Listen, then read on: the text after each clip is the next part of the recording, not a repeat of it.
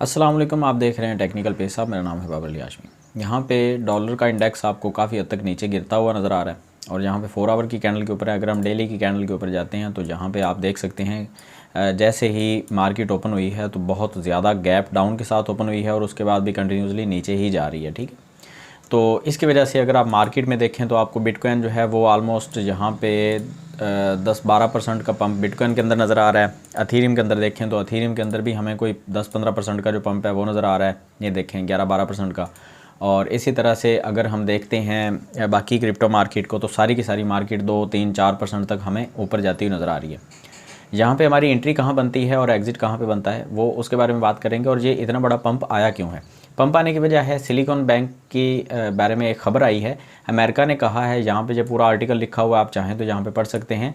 America ने कहा है बाइडन इंतज़ामिया ने कि सिलिकॉन बैंक ये जो फेल हो चुका था बैंक, इसके जो कस्टमर्स हैं वो मंडे को अपने पैसे जो हैं वो यहाँ से विड्रॉ करवा सकते हैं और एक्सेस उनको मिल जाएगी। यहाँ पे बैंक के फेल होने की वजह से कस्टमर्स के जो भी फ़ंड्स थे वो यहाँ पे फंस चुके थे और उनके सारे के सारे जो फ़ंड्स थे वो सीज़ किए गए थे, जिसकी वजह से बहुत सारे लोग जो हैं वो बहुत नुकसान में आए थे। और ये जो फंड क्रिएट किया गया था इसकी वजह से हमें क्रिप्टो मार्केट के ऊपर ये जो रेड कैंडल नज़र आ रही हैं ये भी नज़र आई थी। और स्पेशली हम अगर बात करते हैं USDC कॉइन के बारे में, मैं आपको दिखा देता हूँ। ऑलरेडी मैं आपको वैसे बता चुका हूँ USDC जो कॉइन है इसके ऊपर भी हमें इसका बड़ा बुरा असर देखने को मिला था, क्योंकि USDC के 3 बिलियन के जो फंड हैं वो SVB के अंदर पड़े हुए थे। और उनकी वजह से अगर आप देखें तो एक स्टेबल कॉइन जो 1% भी नीचे आना जो है वो अच्छा नहीं होता। तो यहाँ पे आप अगर देखें तो वो 18-20% जो है वो गिर चुका था। उसके बाद ये इतनी बड़ी रिकवरी, जो इतनी जल्दी रिकवरी हुई और वापस ये हमें $1 के ऊपर ऑलमोस्ट देखने को मिल रहा है। ये क्यों देखने को मिल रहा है? क्योंकि इनके जो फंड्स SVB के अंदर पड़े हुए हैं उनकी एक्सेस अमेरिका की गवर्नमेंट ने इनको दे दी है कि आप वो फंड्स वहाँ से निकाल सकते हैं। तो ये इतनी बड़ी बुलिश न्यूज़ थी कि कोई पैटर्न काम नहीं आया, कोई कुछ काम नहीं आया। जो पैटर्न सारे के सारे बेरिश पैटर्न थे। यहाँ पे एथीरियम के अंदर अगर आप देखते हैं तो यहाँ पे एक बेरिश पैटर्न जो है वो ड्रा हो रहा था। अगर आप यहाँ पे देखें,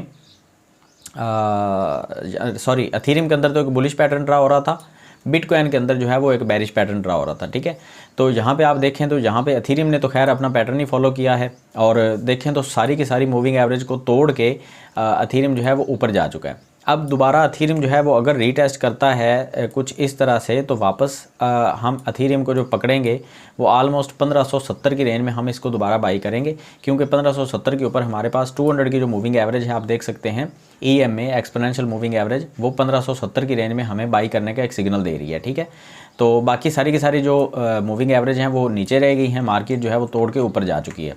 तो इसी तरह से बिटकॉइन और बाकी करेंसीज़ को अगर हम देखते हैं तो उनमें हमें सिग्नल जो मिल रहा है मूविंग एवरेज को देखते हुए सिग्नल हम क्रिएट कर सकते हैं।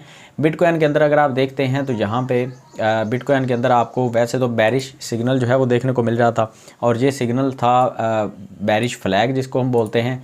ये देखें यहाँ पे एक बेरिश फ्लैग ट्रेड हो रहा था और इसके बाद मार्केट ने नीचे आना था। मार्केट काफ़ी हद तक नीचे गिरने की कोशिश कर रही थी। यहाँ पे मार्केट हमें देखने को मिलनी थी 19,300 के ऊपर, लेकिन हुआ क्या, जैसे ही खबर आई सिलिकॉन बैंक की तो उसके बाद मार्केट ने हमें इतना बड़ा पंप जो है वो दिखा दिया 10-12% का। और हमारे पास वैसे एक टारगेट सेट था कि 18,400 के ऊपर अगर मार्केट आती है तो हम यहाँ पर बाइंग ज़रूर करते, लेकिन मार्केट नहीं आई। और जो हमने थोड़ी बहुत बाइंग की हुई थी उसमें से हम कुछ लोग तो एग्ज़िट हो गए होंगे मुकम्मल तौर पे, कुछ लोग 50% एग्ज़िट हुए थे। जिन्होंने यहाँ पे शॉर्ट की पोजीशन ओपन की थी वो 50% एग्ज़िट हुए थे, क्योंकि हम बाकी एग्ज़िट यहाँ पे करने वाले थे और दोबारा से हम स्पॉट ट्रेडिंग के लिए यहाँ पे बाइंग करने वाले थे। खैर कोई मसला नहीं है, हमारे पास वो जो यहाँ पे थोड़े बहुत फंड्स हमने एक्यूमुलेट किए थे उनमें से हमें 10% की प्रॉफिट जो है वो मिल चुकी है। तो इसी तरह से आप अगर चाहें तो बिटकॉइन के अंदर भी आप यहाँ पे इन्वेस्टमेंट कर सकते हैं थोड़ी बहुत।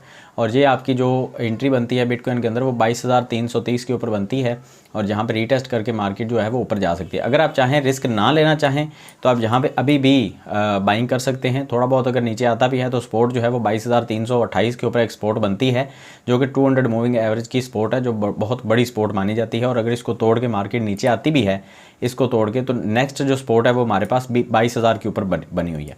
तो ये भी कोई बहुत दूर नहीं है। और वैसे तो 200 की मूविंग एवरेज को तोड़ के नीचे आना मार्केट के लिए कोई इतना आसान नहीं होता, ना इसको तोड़ के ऊपर जाना आसान होता है। आप देख सकते हैं यहाँ पे कितनी बड़ी विक आपको नज़र आ रही है, सिर्फ और सिर्फ इसीलिए कि 200 की मूविंग एवरेज यहाँ पे थी और बहुत सारे लोगों ने यहाँ पे एग्जिट किया था कि मार्केट शायद इससे ऊपर नहीं जाएगी। लेकिन बहुत बड़े बड़े इन्वेस्टर जो हैं वो देख चुके थे कि क्रिप्टो मार्केट जो है वो अपना बॉटम देख चुकी है और उसके बाद जैसे ही खबर बुलिश आई है तो उन्होंने बहुत सारी इन्वेस्टमेंट क्रिप्टो मार्केट के अंदर की है। अब नेक्स्ट जो क्रिप्टो की एक रेजिस्टेंस बनेगी वो मेरे ख्याल से यहाँ तक बनेगी ऑलमोस्ट 24,000 के ऊपर एक रेजिस्टेंस बननी चाहिए, और उसके बाद जो नेक्स्ट रेजिस्टेंस है वो ऑलमोस्ट 25,221 के ऊपर बननी चाहिए। तो आप वहाँ पे जाके एग्ज़िट कर सकते हैं। खैर आज के लिए फ़िलहाल इतना ही। बहुत खुशी की बात है कि क्रिप्टो मार्केट जो है वो बुलिश है। हम सब ये देख के चल रहे थे कि मार्केट में ख़बरें अच्छी नहीं हैं तो मार्केट बेरिश जा सकती है, लेकिन बुलिश होने की वजह से बहुत सारे लोगों के जो फंड्स हैं वो नुकसान से निकल चुके हैं। आप चाहें तो यहाँ पे प्रॉफिट टेकिंग कर सकते हैं। मिलते हैं नेक्स्ट वीडियो में, तो हम याद रखिएगा। अल्लाह हाफ़िज़।